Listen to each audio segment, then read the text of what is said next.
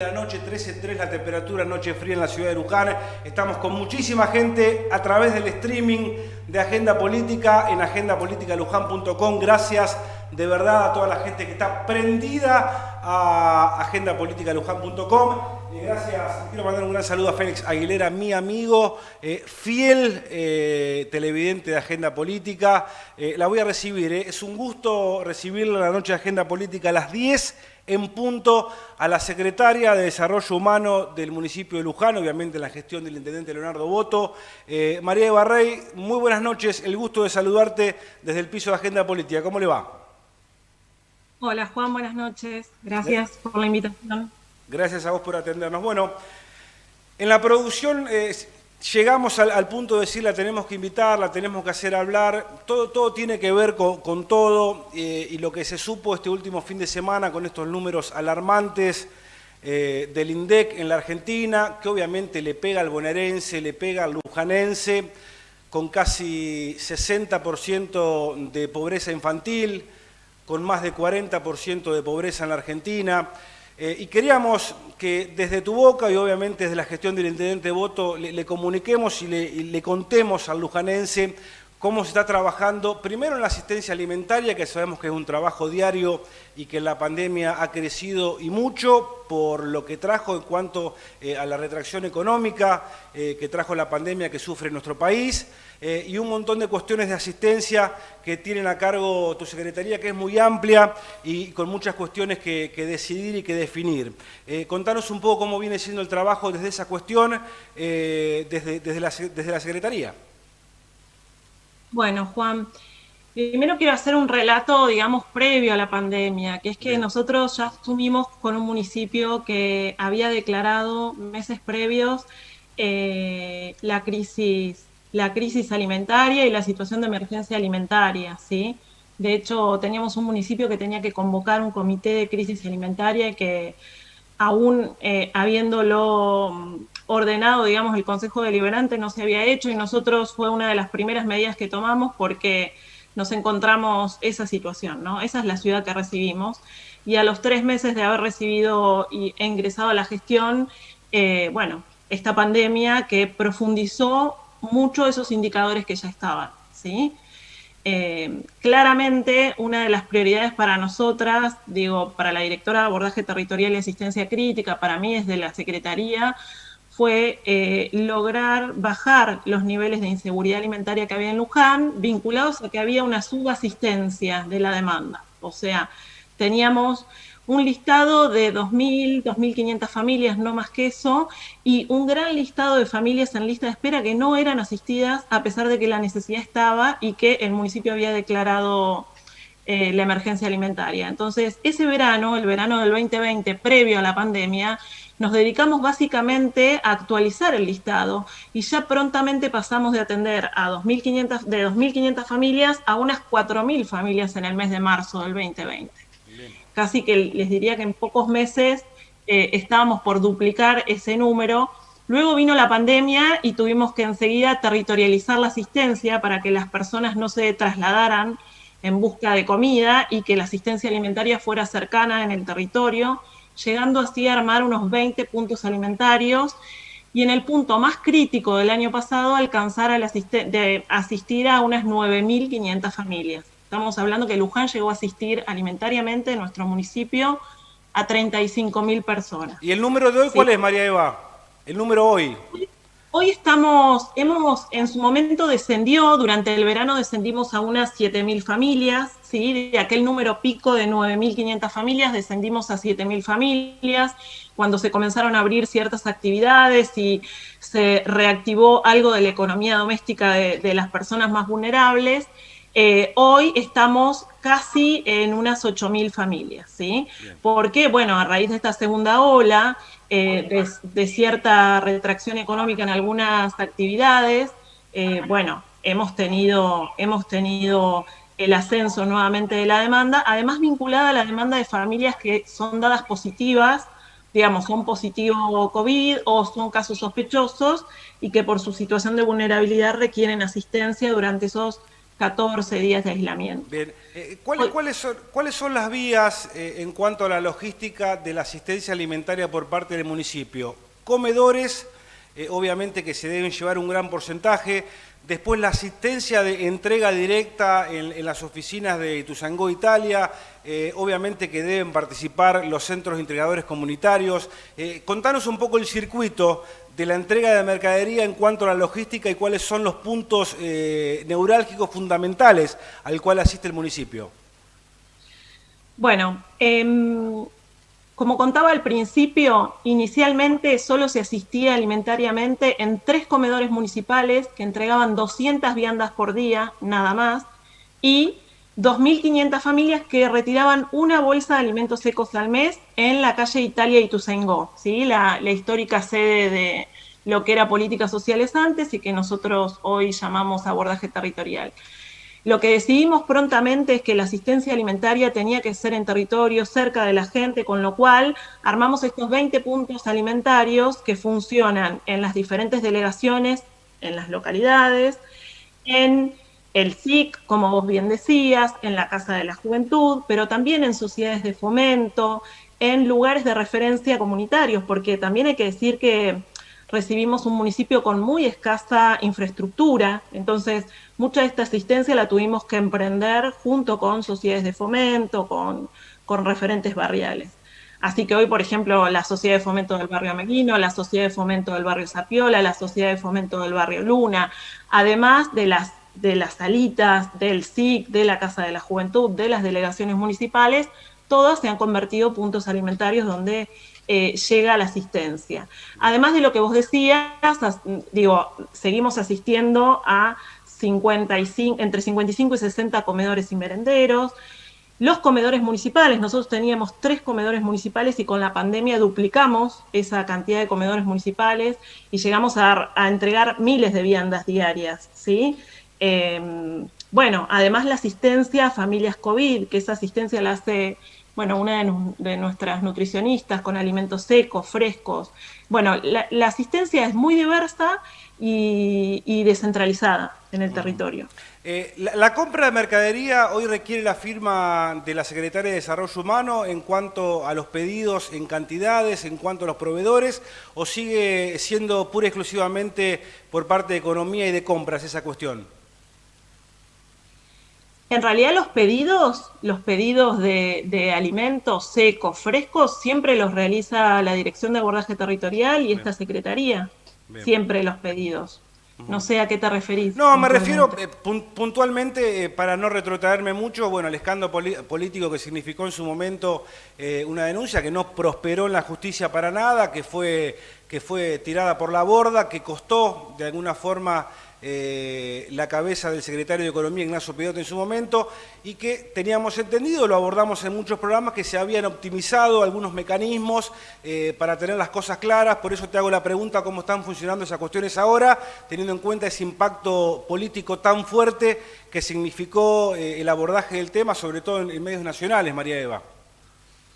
Sí, en realidad, a ver, la solicitud de alimentos siempre fue de nuestra área. Bien. Y en realidad lo que pasó el año pasado, en el marco de la pandemia, cuando se declara el aislamiento, que además no quedó, esto también lo tenemos que decir, casi que no, durante un mes no quedaron empleados, habíamos quedado algunos funcionarios trabajando 15 horas diarias, sí, se hacían las solicitudes y la Dirección de Compras realizó esas compras como pudo, ¿sí?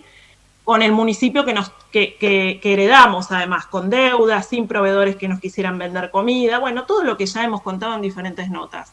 Hoy el mecanismo es el mismo, hay compras directas, hay licitaciones, etcétera, pero de eso se siguen cargando compras como se encargó siempre, ¿sí? De la elección de los proveedores, de los precios y demás.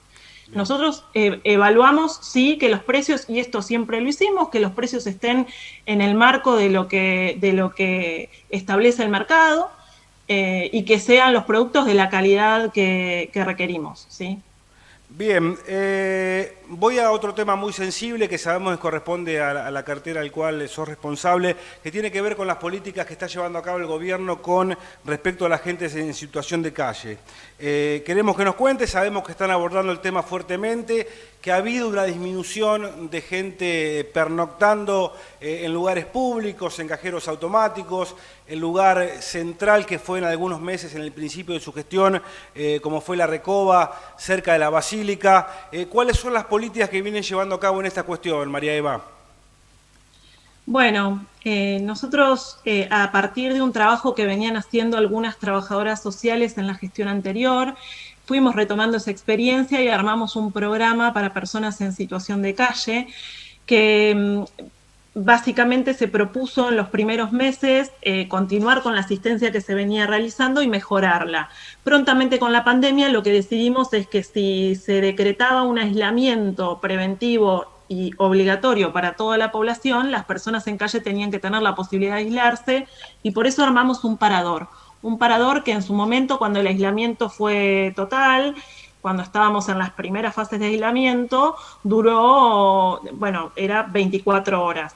Cuando pasamos de la etapa de aislamiento a distanciamiento, se empezó a flexibilizar y hoy se sigue ofreciendo el parador nocturno con la posibilidad de ducharse, de bañarse, de higienizarse, dormir en un lugar, bueno, acorde, con cama, colchón. ¿A dónde está ubicado puntualmente? El parador está ubicado en el campo municipal de deportes, Bien. pero estamos preparando, porque el ingreso al parador además lo evalúa el equipo que trabaja en calle, que está constituido por un coordinador, un trabajador social, una psicóloga social, operadoras de calle que recorren Luján todos los días y especialmente en el horario nocturno, ¿sí? Que es el horario en el que más nos preocupa, porque además es el horario en que las personas empiezan a sentarse en sus lugares, y bueno, y nos parece que es el mejor horario. Hemos trabajado a lo largo del año 2020 y lo que va del 2021 con casi 100 personas, muchas de ellas no son oriundas de Luján, así que lo que hemos trabajado es la vuelta a sus lugares de origen, es la revinculación con sus familias. En los casos donde tenía que haber evaluación psiquiátrica se ha avanzado. También tenemos que decir que la problemática de calle es muy compleja, sí, y que aún estando el recurso del parador y estamos... Hay mucha gente que prefiere estar en la calle. Yo he hecho muchas notas con profesionales que se dedican a este tema y he quedado perplejo, si se me permite el término, en algunos relatos, porque mucha gente, cuando me decían, no, prefieren dormir abajo a la intemperie en vez de ir a un parador. Y después me explicaban que es así, o sea, psicológicamente muestran un montón de ribetes, una cuestión que nos podían llevar muchos programas, pero pasa por ahí la cuestión, ¿no? El tratamiento psicológico de la persona que está en la situación. Detrás de la vida en calle hay un montón de variables, claro, ¿sí? En algunos casos tienen que ver con patologías mentales, en otros casos con haber estado por fuera de la ley mucho tiempo, en rupturas de vínculos familiares, etcétera, que hacen que algunas personas, y hoy la verdad que tenemos que decir que hay algunas personas, personas mayores además, que tienen algunos hasta 30 años de vivir en la calle, que no son oriundos de Luján y demás, pero que estamos trabajando para que puedan ingresar al parador. En los casos en los que nos excede y vemos que hay riesgo, informamos a los juzgados pertinentes para que los juzgados vean si lo que hay es una patología mental que impide que esta persona se pueda resguardar. Pero bueno, la verdad que estamos haciendo, en breve vamos a abrir un centro de emergencias, porque nos preocupa mucho, nos preocupa, la verdad que no, nadie se puede ir a dormir tranquilo si hay personas durmiendo en la calle en invierno, eso está claro. Bien, se nos va el tiempo. Quería hablar de los SIC, de los Centros Integradores Comunitarios. Sabemos que hay obras de mejoras en varios de ellos en nuestra ciudad. Le están poniendo énfasis también a esta cuestión que tiene que ver obviamente con cuidar a la gente, ¿no? Sí, el SIC, el Centro Integrador Comunitario es uno solo, ¿sí? Que está en el San Fermín. El de San Fermín, exactamente. El de San Fermín, claro. Después también tenemos los centros de atención infantil y demás, pero el SIC... Deteriorado ediliciamente en gestiones anteriores, sí, y hoy puesto de a poquito poniéndolo en valor, ¿no? Sí, el SIC fue inaugurado en el año 2007 y desde ese año, o sea, hace 14 años, no hubo más inversión edilicia en un centro que fue, bueno, realmente un antes y un después, porque se ubica en el San Fermín, un barrio clave donde es sumamente necesaria la atención sanitaria, pero además todo lo que tiene que ver con lo socioeducativo. Y la verdad que el SIC estaba sumamente, era un indicador de cómo estaba nuestra ciudad cuando asumimos. Y nos comprometimos a recuperarlo, a recuperar el SIC, y lo estamos haciendo. Ya terminamos la primera fase, la primera etapa de obra con el financiamiento del Ministerio de Desarrollo Social, y tenemos el compromiso de la segunda etapa y la tercera etapa, hasta que esté pintado con cartelería, con señalética, con toda la instalación eléctrica de gas, con nada, cambiamos membranas, se hizo, todo lo necesario para que el SIC no se llueva más, para que no se pase frío adentro, para que sea un lugar agradable. Estamos recuperando los espacios públicos de Luján y eso es de resaltar. María Eva, el tiempo en televisión es muy tirano. Te voy a hacer la última pregunta, tiene que ver con política. No sé si escuchaste mi editorial, que hablé de algunos posibles candidatos. Pregunté si Leonardo Boto tenía algunos nombres en la cabeza para poner en la lista. Y uno de los que suena es el tuyo. Obviamente, me vas a decir que no sabés, pero lo sabés. Y sabemos que tuviste o que estás teniendo alguna conversación y sos, según fuentes cercanas al intendente, una de las personas que puede ocupar un lugar en la lista de candidatos del Frente de Todos para ser concejal. Pregunta, ¿te gustaría? ¿Te lo propusieron? ¿Estás cómoda desde la gestión? ¿Te gustaría tener una experiencia desde la parte legislativa? Coméntame eso. Bueno, en conversaciones estamos todo el tiempo, porque yo soy secretaria de Desarrollo Humano del municipio y es para lo que me preparé. La verdad es que el lugar que ocupo es un lugar de mucha responsabilidad, es un lugar muy crítico en el medio de la pandemia. Yo soy parte de un proyecto que lo conduce el compañero Leo Boto, así que lo que vayamos a construir en función de un año electoral, acompañaré. La realidad es que la tarea que estoy cumpliendo me apasiona, me encanta, entiendo que hay mucho más por hacer, así que nada, los desafíos que hay por delante los iremos tomando en función de la decisión que tome el intendente y de lo mejor para este espacio político y lo mejor sobre todo para Luján, ¿sí? Porque como decía antes, la verdad es que a pesar de que en el medio tuvimos esta pandemia que no la esperábamos, estamos haciendo otro Luján, nos queda mucho por delante y creo que es el desafío, cambiarle la vida a la gente de Luján. Sí, y bueno, el intendente te ha dado la confianza en un lugar sensible, en un lugar donde estás en el ojo de la tormenta permanentemente, tenés que demostrar minuto a minuto tu gestión. Y bueno, ese es el camino. La sonrisa me dijo que sí, que te gustaría ser concejal. Te mando un beso grande. Gracias por estar con nosotros en la noche de Agenda Política. Hasta luego. Chau, chau. Le sacamos una sonrisa a María Eva Rey en el final. Gabriel Jurina, lo saludo. ¿Lo puedo saludar a Gabriel Jurina antes de ir a la pausa cortita? ¿Cómo le va? Buenas noches. ¿Cómo anda? ¿Me banca una pausa cortita? Por supuesto. ¿Cómo se pelearon con Cuchi Castro hoy en el...? Bueno. No, se debate, se discute y cuando no estamos de acuerdo cada cual plantea su posición. Pausa, habla Gabriel Jurina en el cierre de Agenda Política. Ya vengo.